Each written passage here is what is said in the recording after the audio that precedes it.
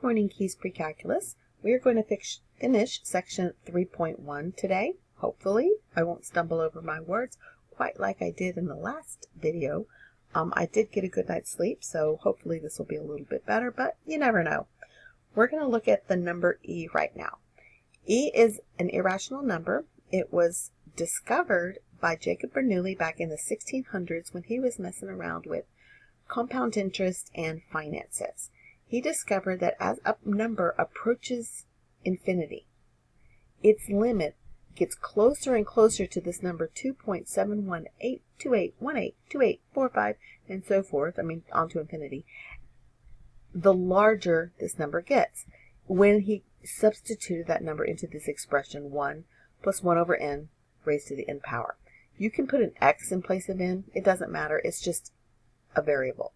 Okay? So as this expression, 1 plus 1 over n, all of it raised to the nth power, as that n gets bigger and bigger, like you substitute a 1, a 2, a 3, a 1 million, 5 million, whatever into there, as that number grows and grows and grows, the expression gets closer and closer to this constant, 2.71828182845, and on to infinity. And then in the 1700s, Euler he started using it in his mathematics, and he proved that this was an irrational number. And today we use it in, what we're going to be using it for today is exponential growth and decay. We use it in logarithms. We use it in, of course, in calculus. We use it in probability. It's found in nature, and it's definitely found in finance, the finance world. So this number is like pi is an irrational number. Then pi is the number of times that a diameter goes around the circumference of a circle. Well, E is the limit of a number as it approaches infinity when you plug it into this expression. E is 2.718 or 2.72. 2.718 is a good approximation. We use E as, we call it the natural base in our exponential functions. Let's take a look at what it looks like on a graph when we graph y equals e to the x when our base is e. I want to compare it to 2 when the base is 2 and when the base is 3. So let's go over to Desmos to do that. Okay, here in Desmos we can see that I've graphed 2 to the x power on our graph. We have our 0.01 and the 0.12. Let's compare 3 to the x to it. 3 to the x, when my base is 3, you can see how I still have the same 0.01, but my graph rises a little faster. Now, I want to see where e to the x compares to these. So if I let my base be e, and remember my base can be any number that's greater than 0 and not 1. And 2.718 is definitely greater than 0. So which one do you think is going to be closer to? The 2 to the x or the 3 to the x? Give it a thought. Yes, it's going to be closer to the 3 to the x because 2.71828, so forth, is closer to 3 than it is to 2. So let's see. I open it up. Yes, there's my red one, and it is definitely closer to the 3 to the x rather than the 2 to the x. Oh my goodness, what am I doing here? Sorry about that. I am messing this up for sure. Anyway, there we go. It's clear. So that's what it looks like on the graph. It is definitely an exponential growth function. You can see it on the graph. Now let's see what we can do with our calculators. I want you to go to page 181 in your book and try example 6. Take out your calculator, plug those numbers in, and see if you can get the same result as the book does. It does, if you can't figure out how to do it on your calculator, it explains it in parts A, B, and C. It shows you exactly what keys you should push to get the correct answer. So go ahead and pause the video and take a few minutes to do that. Now let's quickly look at how to graph these functions with a natural base by hand. But you can't really do it strictly by hand. You got to use you can't just do it with your brain. You have to also use your calculator. So what you're going to do is, let's look at this blue one. F of x equals 2 times e raised to the 0.24x. So what you're going to do is you're going to plug in these numbers, -3, -2, -1, 0, 1, 2, 3, in place of x on your calculator. And when you do, you're going to get the following numbers. The ones that I've listed here in blue. Now, if you were to take the time to plug these into your calculator, you should get the same thing. And then you would come over here to your graph and you'll graph them by hand. I'm going to pause the video and do it and come back. I've taken the blue numbers and I've put them on my coordinate plane and graphed them by hand. You can also see that there's an asymptote at y equals 0. The horizontal asymptote at y equals 0, because there's no k in the blue equation to shift my exponential equation up or down. If there was, it would work the same way as the other transformations, just with a different base of e. Same transformations would happen. Now go ahead and do the same thing for the purple. I'm going to pause the video, I'll put up the answers, but you work out those numbers yourself. Again, these numbers, -3, 2, -1, 0, 1, 2, and 3, into the purple equation g of x, you're going to see that your f of x values, your function values, are getting smaller and smaller and smaller. So what does this mean? Yes, it means that this e function is going to have exponential decay instead of exponential growth. Now, why is that? Is it because I have a half in front of the e? No, that is just a coefficient. That has nothing to do with the exponential variable. Okay, it just means that it's going to decay slower. The reason why it's a decay is because your x value has a coefficient that is negative. It's a negative 0.58 in front of the x. So it flips it, or it makes it grow. It flips across the y, which means it makes it decay instead of grow. Okay? I'm sorry, I got my letters mixed up. So go ahead and graph it and see what it looks like. First of all, I put the wrong value in for 0. It should have been 0.5 or 1/2. I had accidentally written it 2. I looked at the blue and just wrote it instead of putting in the answer, which was 1/2. And I sketched it over here by hand as best I could with my computer pen. And you can see that it is a decay. You can see that there is a horizontal asymptote at y equals 0, and the graph, as x approaches positive infinity, as it gets bigger and bigger and bigger, the graph is approaching the asymptote, so therefore it is an exponential decay. You can use the natural base e just like you use any other base.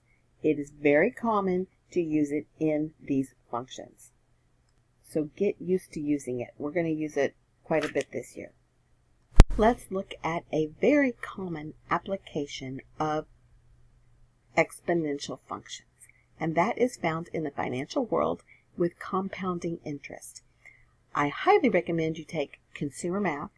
I think everybody should take it. It's important practical math for life, and if you do, I will teach it if we have enough students next year, and we do go over these formulas. We derive them, we use them extensively in there, because they're a common everyday use of an exponential function.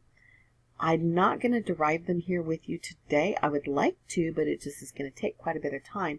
What I want you to do instead is look on page 182 in your book, and it has a brief explanation of how they get these formulas. If you look at the top where it says applications, and just read all the way down to the blue box. Not just read it, but study it and try to understand it. That will help you understand where these come from. We're just going to talk about what each variable means in these formulas today and how to use them. But before we do that, let's talk a little bit about what compound interest is. Oftentimes, when you put your money into a bank, they will pay you an interest or a fee, which we call interest, to keep your money there. If you borrow money, you have to pay a fee. That fee is called interest. Like, say you borrow the money, you have to pay a fee to use that money, and you pay it to whoever you borrow it from. Well, if the bank is holding your money in their bank, oftentimes they will pay you a fee, and that fee is called interest. Now, it could be simple interest. They're going to say, if you put $100 in the bank and leave it there for a year, I'm going to pay you simple interest of, 5%. So that means they're going to pay you $5 to leave your money in the bank for a year. And that's just simple interest. It's based on however much you put in, and that's the principal. What you put in is called the principal. And that's what the P is in this formula. P is the principal. That's the amount you put in. A is how much you get out, or how much you earn. Well, not earn. That's how much your total is after you add what you earn to what is on the principal. But we'll talk about that a little bit more in a minute. Compound interest is a little different than simple interest. What it means is you're going to earn interest on interest. So maybe the second, instead of simple interest, let's say you put $100 in, but your interest is compounded annually. That means it's compounded once a year. So the first year you put it in, you're going to earn the $5. But then the second year, instead of earning $5 again on the $100 that you put in, you're going to earn $5, 5% on $105, not just the 100, because you earned the $5 the year before. So if you leave it in there, then you're going to earn interest on the interest. And that's what compound interest is. So every year you would earn new interest on the interest that you earned the year before. Now, sometimes your interest is compounded annually. That's what I was talking about, once a year. Sometimes it's compounded monthly. That means 12 times a year, once every month. Sometimes it's compounded weekly. That means you're going to earn money, or you're going to earn interest, and then it could be compounded every single week, 52 times a year. Sometimes it's daily. That would be 365 days a year. And sometimes it's continuous. Now, if it's compounded a finite number of times during the year, we're going to use the red formula. If it's compounded continuously, that means every single moment it's in there, interest is being earned on interest, you're going to use the blue formula. Let's talk about what each one of these variables means, and let's practice using them. Or rather, practice using the formulas. I apologize. When I put the blue one up there, I typed in an N instead of RT here. This should be RT. So what I had originally, just a second ago, was wrong. There should be an R and a T up here. So let's talk about what each one of these means. A is your total amount. Your total after you've put in your principal, earned your interest. Okay? So that's how much you've got in the bank. Okay? P is your principal.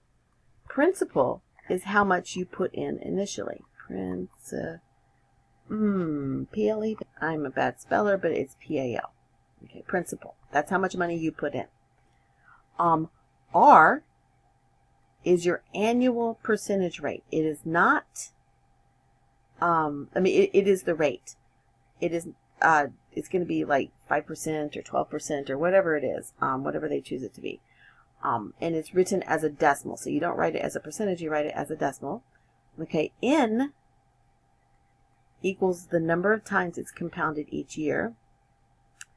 Number of times compounded. So you're not, if you've got a 5% interest rate that is compounded every month, you're not going to get 5% every month. You're going to get a 1/12 of that. That's why you've got your rate over N. So you're going to get a 1/12 of that 5% each month. So the 5% would be spread over the entire year. That's why R is annual percentage rate. N is the number of times it's compounded, and T is how much time it's in there according to the years. So how many years it's in there. If it's in there for 1.5 years, your T would be 1.5. If it's in there for 9 months, then it would be 9 out of 12 months, or 3/4 of a year. Okay, so so I should write number of years right here. Number of years. If it's not a whole year, it would be a fraction. Okay, understand that? You will use the red compound interest formula when you've got a finite number of times that your interest is compounded during the year.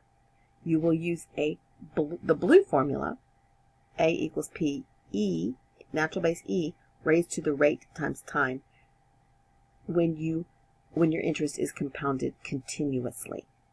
Okay, let's look at example 8 at the top of page 183. It says a total of $9,000 is invested at an annual interest rate of 2.5% compounded annually. Find the balance in the account after 5 years. So which formula are we going to use? It says it's compounded annually. That means it's compounded one time a year. Therefore, we have to use the red one because that's a finite number. So how much is going to be in the account after 5 years? So we don't know. So we're going to call that A. We know that our principal is $9,000 because that's how much we invested initially. And then we plug in 1 plus. Our rate is 2.5% compounded annually. Well, 2.5% represented as a decimal is 0.25. Because remember, you take that decimal and you move it 2 places over the number of times of year it's compounded. It's annual. That means one time a year. So you get the whole 0.25% at the time. Now, the N, again, is up here, times, that's some number of time a year, times how many years? 5 years.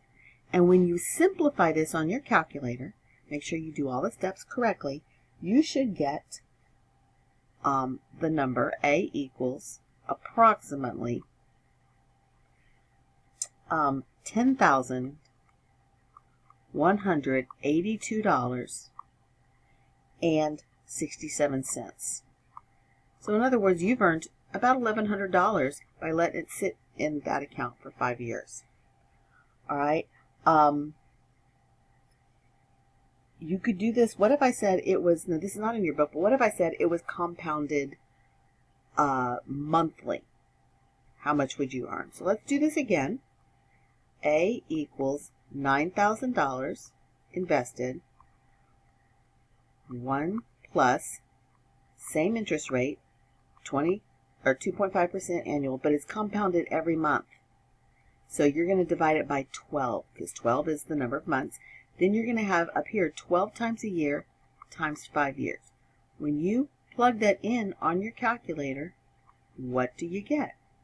Well, you earn a little bit more than you would have if it was just compounded once a year. You have $10,197 and approximately 1 cent in the bank. Okay, let's do this one more time, but let's see if it's compounded weekly. Not weekly. Yeah, weekly. Let's see how much we get with that. So A equals 9,000 times 1 plus 0.025, compounded every week, so that's 52 times a year. And so we would say 52, because we do it 52 times for 5 years. When you plug that in on your calculator, what do you get? Well, you get a little bit more than you do if it's compounded monthly, but not much more. You'll end up with $10,198.03. So you get an extra, what, $1.02 by doing it weekly. If you do it daily, you're going to find that it increases a little bit, but not that much. But what if our interest is compounded continuously? Well, if it's compounded continuously, we're going to end up using the blue formula. So we're going to say A equals our principal, $9,000, times E raised to the rate, 0.025, times the time, 5 years. Plug that in your calculator and see what you get. When I plugged it in, I got $10,198.34 when I rounded it. So it's not much more than the weekly and not much more than the daily. It is slightly more, but just by pennies. But if you had a whole lot of money in there and you left it for a long time, it would make a significant difference. Okay, so that's how you use it. I hope you were able to find E on your calculator. Mine is, I have to use my second key, and I go above the LN, the natural log key. But hopefully you found it when you were practicing example number 6 in the book. It wouldn't hurt you to work through example 9 in your book as well on the bottom of page 183. It works exactly the same way that we did example 8, what I just did on the board. But what I did here is I did a whole bunch of different compoundings. You can do the same thing with example 9. In fact, I highly recommend that you pause the video, work through it, check your answers with the book, and then come back, because we've got one more application problem we're going to do. I'm not going to take the time to do these last couple examples with you. I do want to tell you that radioactive decay is another very common use of an exponential function, and population growth is also another common use of exponential functions. There are 2 examples on page 184, example 10 and 11. I do want you to study those, read what they say, try to understand what they're doing, because you're going to have some word problems like this in your homework, and we will go over what you didn't, if you did not understand it, we will go over this in class. I'm not going to take the time to do it here, because you can study those examples in your book, which are very clear on what you need to do. All right, so I hope you have a great weekend, and I will see you Tuesday.